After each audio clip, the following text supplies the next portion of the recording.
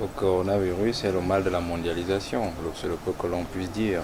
Le mal de la mondialisation en tant qu'elle constitue cette pandémie une gangrène des sociétés, comme toute société d'ailleurs, dans son évolution, en fonction des intérêts des acteurs, en fonction des appétits et des besoins des puissants comme des pauvres. On trouve toujours un parallèle pour les uns, pour diminuer les appétits montants et insécuriser les tout petits qui généralement éprouvent aussi une certaine envie de s'éprouver, d'éprouver leur capacité et surtout de gagner du terrain sur la voie du développement et aussi sur la voie de la puissance. Lorsqu'on regarde ce qui est arrivé en Italie, plus précisément notamment en une seule journée, le 17 mars 2020, l'Italie a enregistré près de 480 morts. Est-ce une leçon ou alors l'alerte pour l'Afrique?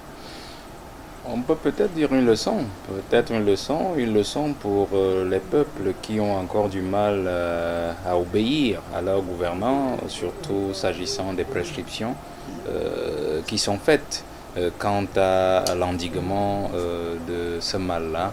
Mais on peut aussi dire une leçon pour l'Europe qui en fait, notamment ceux des pays qui ont assuré l'incubation de ce mal-là, de comprendre qu'en fait, lorsqu'on crée un mal, si tel est le cas, puisqu'on a dû voir se balader sur les réseaux sociaux un brevet qui concernerait cette maladie ou ce virus-là, comme on peut le dire, une leçon donc pour ces pays-là de penser et de dire que ce n'est pas parce qu'on a créé quelque chose que forcément la chose ne peut pas se retourner contre soi. Donc l'Italie en souffre, la France en souffre, les États-Unis peut-être de façon sporadique, mais qui sait demain.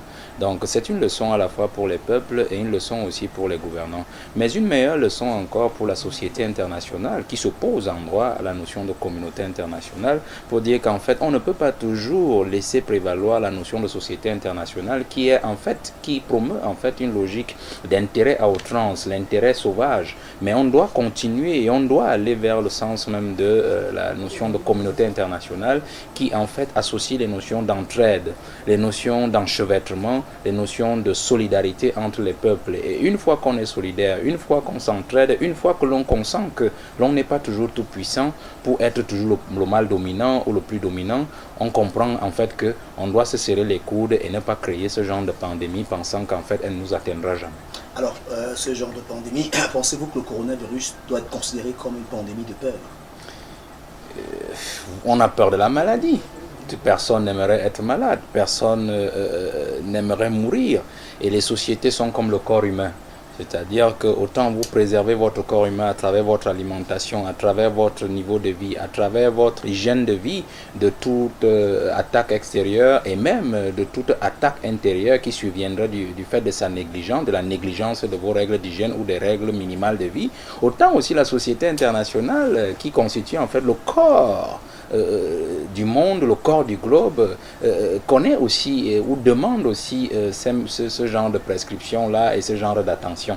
Donc il y va de même de la société internationale. Donc quand on a ce genre de pandémie, il va de soi que les sociétés aient peur, que les gouvernants aient peur, parce qu'en fait, on peut partir d'une situation de coronavirus à un évincement, par exemple, d'un gouvernement, peut-être du fait du constat du peuple de son incapacité à juguler le phénomène ou de son incapacité à prendre des mesures idoines pour que ce phénomène soit endigué. Donc, peur des gouvernements, peur aussi même des peuples, parce qu'en fait, un peuple n'est en fait que la constitution d'une nation, que la constitution d'une masse de population ou des masses éparses de population sur un territoire donné. Donc il y a une certaine peur des peuples à disparaître. Quand vous avez un phénomène par exemple dont on n'a pas encore trouvé le vaccin, et dont on peut voir le phénomène létal ou de fatalité qui court tout un pays comme en Italie, on est déjà à 17, presque 20 000 morts, on se pose la question, à qui le tour? Donc il y a un phénomène de suspicion qui habite désormais les populations, qui habite les individus qui constituent en fait une nation. Cette suspicion entraîne donc la peur, parce qu'en fait on voit dans chaque visage de son voisin un potentiel porteur du virus, et donc un potentiel porteur du mal et de la mort. Alors, au regard de la propagation de manière rapide du coronavirus, quel peut être selon vous, est-ce que cette pandémie a un objectif d'anéantir l'espèce humaine? Ah, vous savez, des objectifs d'anéantissement de l'espèce humaine, ils ont toujours été permanents, hein, ces objectifs. Quand je dis objectifs, je veux plutôt dire les actes ou les intentions ou alors les manœuvres. Et ces manœuvres sont généralement tenues par les puissants, en fait, qui voient en les moins puissants une menace potentielle à leur puissance.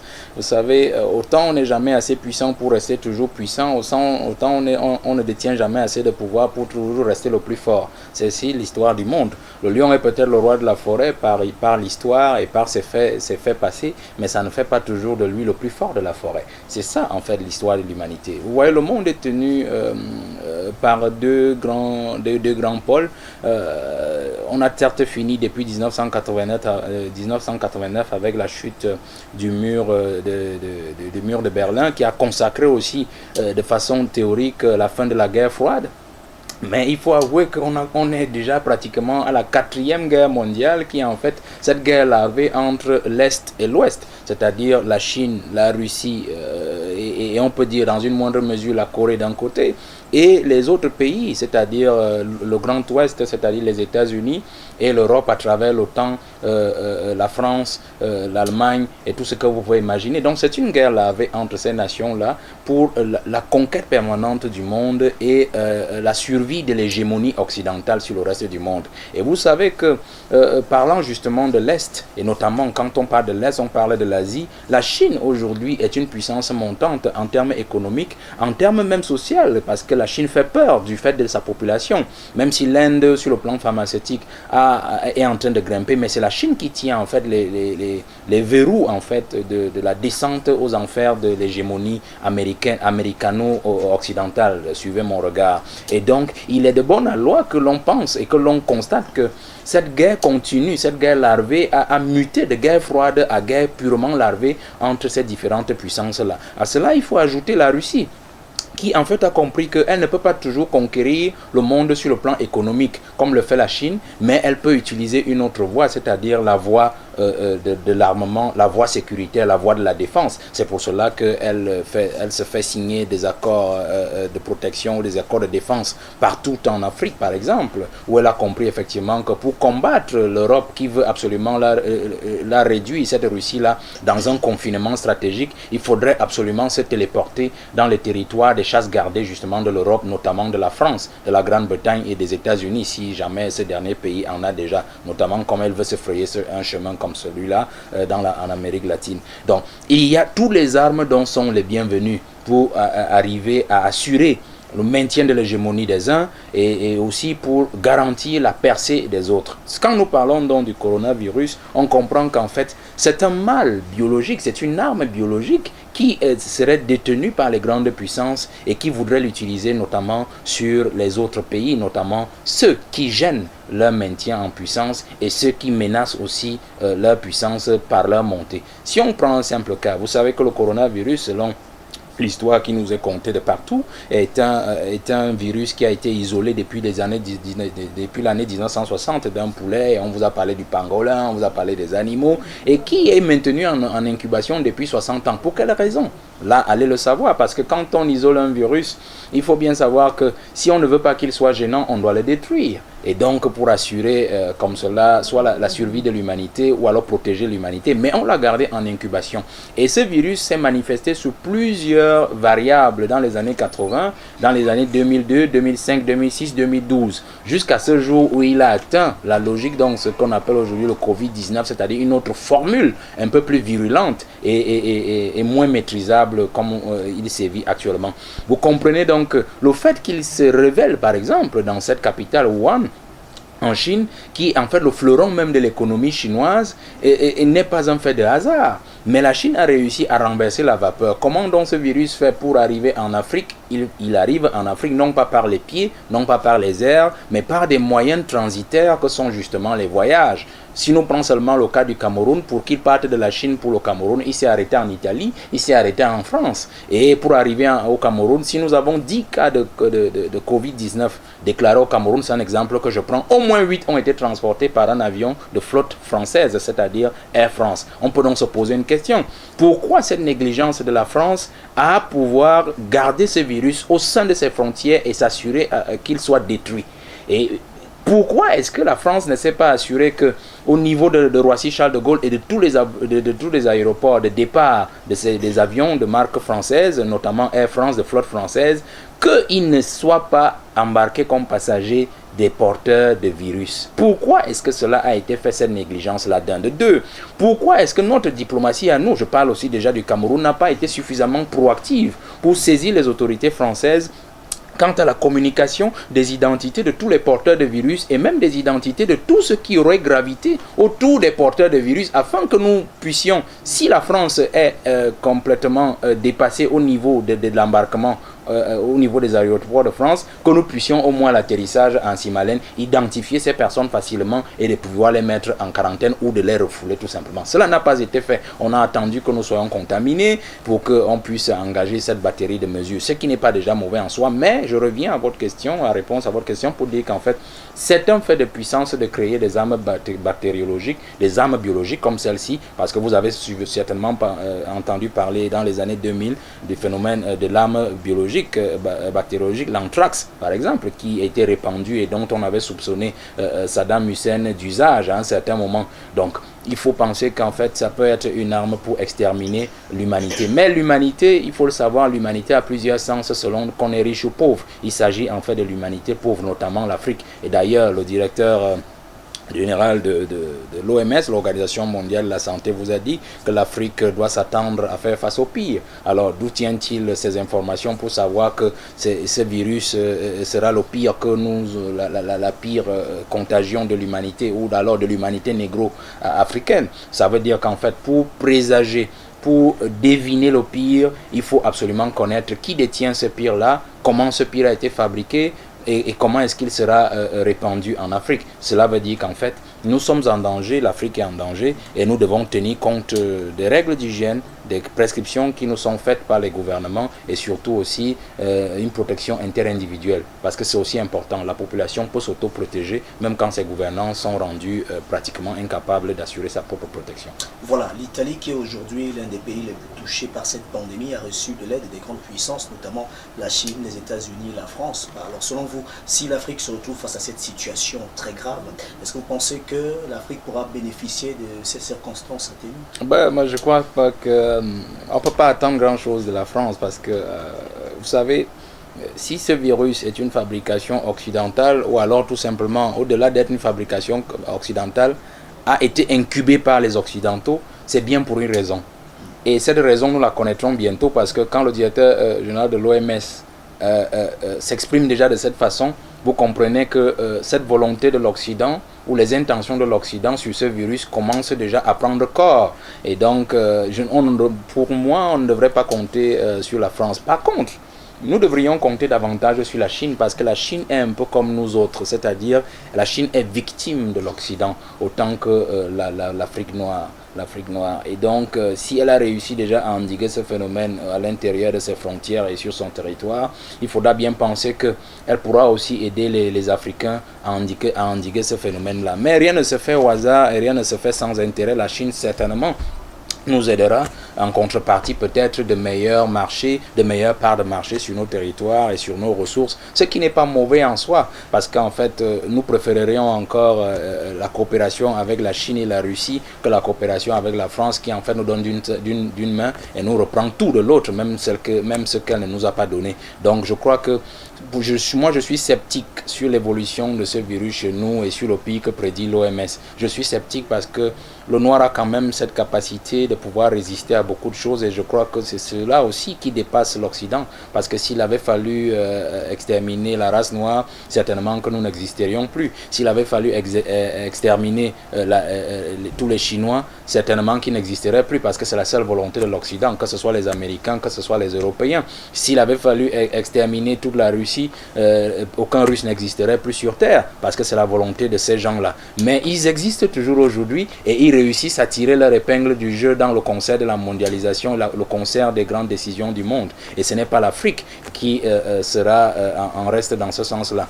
Mais il faut aussi savoir que une autre raison qu'on peut évoquer sur l'impossibilité de la propension de ce virus-là, ou alors la capacité des Africains à endiguer ce phénomène, c'est justement le fait que la Chine se sentira très proche des Africains parce qu'en fait, la Chine est devenue le nouveau territoire de combat des grandes puissances parce qu'en fait, on sait que c'est en Afrique que se retrouve le grand bonheur et les lendemains du monde à travers les grands minerais que vous connaissez déjà qui gisent dans le sous-sol africain. Et donc, ne sera l'ami de l'Afrique que celui qui aura été très proche d'elle dans ces moments les plus difficiles. Et aujourd'hui, la Chine donne un meilleur visage aux Africains. La Russie donne un meilleur visage aux Africains que la France n'en fait autant, que les États-Unis, que la France n'en fait autant, merci beaucoup, et que les États-Unis n'en font autant. Je crois que c'est ça la grande problématique géostratégique et stratégique que l'on peut tirer de la répansion, de la propension probable de ces virus. J'en suis sceptique, j'en reste sceptique et je ne crois pas tout à fait à cela. Alors aujourd'hui, c'est vrai que vous avez déjà embrayé là-dessus lors de vos analyses. Que pensez-vous des mesures prises par les gouvernements africains pour revenir également sur, en particulier, les mesures prises par le gouvernement camerounais? Elles sont idoines, peut-être tardives, peut-être entachées aussi d'intentions politiques, mais ce sont des mesures. Ce sont des mesures qu'il faut saluer parce qu'en fait, mieux vaut tard que jamais. Je dois avouer que ces mesures en fait ne sortent même pas de l'ordinaire parce que quand vous observez ces différentes mesures qui ont été prises, on a comme l'impression qu'elles ont été prises à la hâte parce que le Premier ministre entretient ou convoque une réunion de crise le mardi dernier et le lendemain il convoque une autre réunion pour apporter un bémol à cette mesure qu'il avait prise la veille. Vous comprenez qu'en fait, on a comme l'impression que nos autorités n'étaient pas préparées à la prise de décisions idoines et adaptées pour le peuple camerounais. Mais cela a été fait et le mal sera certainement endigué. Mais je dois quand même aussi dire que on a comme un mélange de politique et de diplomatie qui vient gêner en fait l'implémentation ou la maîtrise même de ces mesures-là. Parce que comme je vous le disais tantôt, la fermeture des frontières aériennes a beaucoup tardé.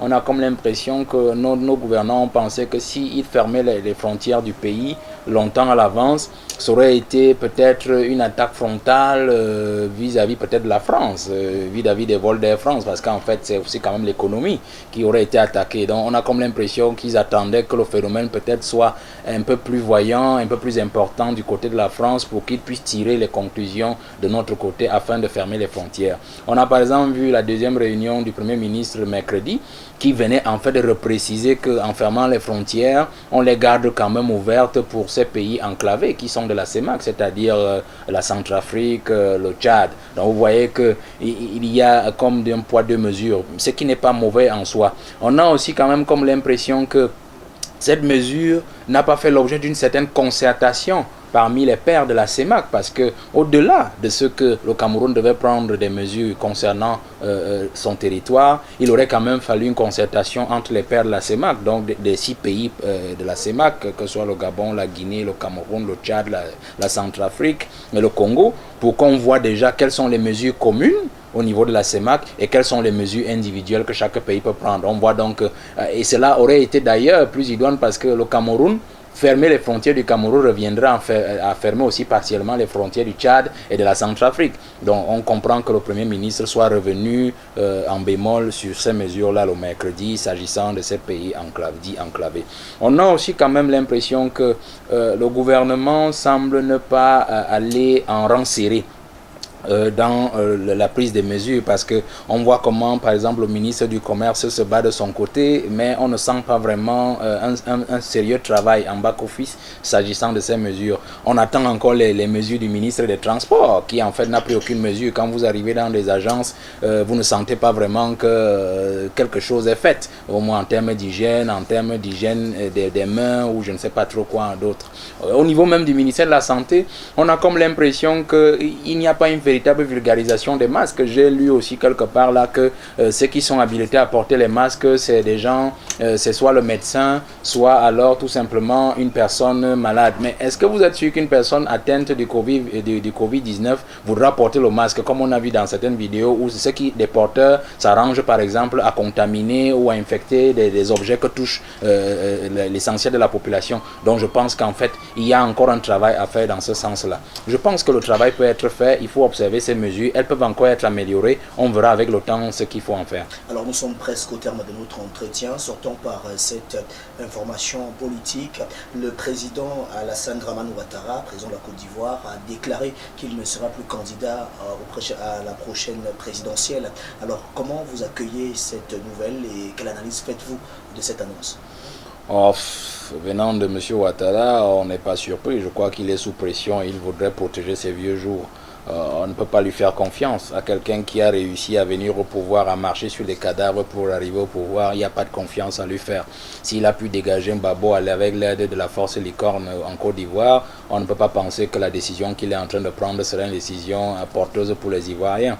Je crois tout simplement qu'il est en train de protéger ces 2 jours. Le 2, c'est qu'il est en train de se garantir une survie parce qu'en sortant de cette façon, il peut se garantir un dauphin qui sera docile et qui obéira et qui continuera sa politique.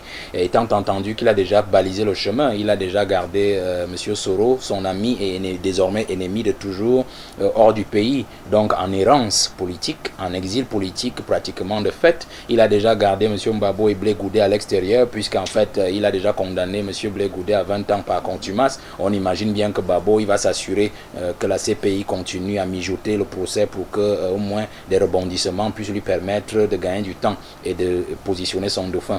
Donc il croit en fait qu'en posant ces actes-là, il s'est déjà donné un chemin libre, comment dire, une voie blanche pour la présidentielle prochaine en faveur de son dauphin.